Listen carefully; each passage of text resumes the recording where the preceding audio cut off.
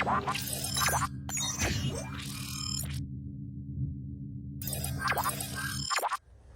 everybody, I'm Jerry Mitchellak. I'm on the range today. It's a beautiful 30 degrees. And what I'm going to show you today is the technique that I use to reload a revolver using a moon clip. So when I shot a 625 revolver in competition in USPSA, IDPA, these are the techniques that I use to carry me to the finish line and also set a couple of world records in the mix. So the way I do a reload on a revolver is I swap hands. I'm a right-handed guy and I'm going to do most of the gun handling with my left hand. And there's two reasons for that. If I were to leave the revolver in this hand, I have to do two things with my left hand. I have to extract and grab a loaded moon to get it back into the revolver. My technique, as soon as I fire that last shot, I'm going to reach over here, hit that thumb latch, come with my weak hand with two fingers and open it up. And what that allows me to do as a shooter is I'm doing two things at one time. I'm extracting and I'm also grabbing ammunition off my cartridge belt. So I'm doing two things, and when they come together, it's a beautiful thing.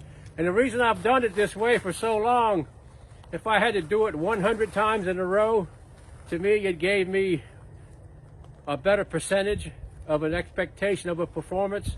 So in revolver shooting, it's probably more important to learn how to reload it than it is to shoot it. So these things are always empty. They hold 6 rounds, and if you shoot 6 rounds a second, you can see what I mean. It doesn't last long. Anyway, give you an idea.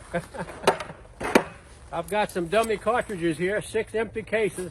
So say you want to practice your reload technique at home, just get you some empty brass and a moon clip, and you can simulate and you can simulate this as being fired cartridges, of course, on the range. And these are some aluminum snap caps, totally inert, can't hurt anything except your pride. All right, so what I do, of course, make my last shot. Instantly, when I make my last shot, I'm going for the cylinder release with the thumb on my strong hand, and I'm coming through with my weak hand. But the big thing here, guys, is do not push on the cylinder any which way until you've fully depressed the cylinder latch with your thumb. And the reason for that is this center pin right here, if you push on it before you hit the thumb latch, you're going to swipe it out in the frame, and every time you do that, you're wearing the gun in an excess fashion, and your gun is just going to beat itself to death really quick. So, first thing you do, hit the thumb latch, and so reach in with your weak hand, open it up, and you see where my fingers are? 2 in the frame and 2 supporting the frame. I've just fired, I'm extracting the rounds, and I'm trying to do that relatively straight up and down. A couple of reasons for that. Gravity is your friend.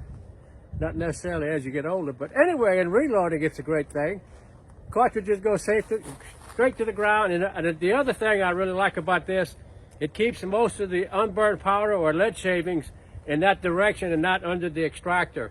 If you captivate something under the extractor, when you let it go and try to close it, it's going to mess with the head space of the cylinder, make it very hard to turn. So keeps the gun a little bit cleaner. Gravity's your friend. You come back around, and I try to point this thing, about an angle about like this.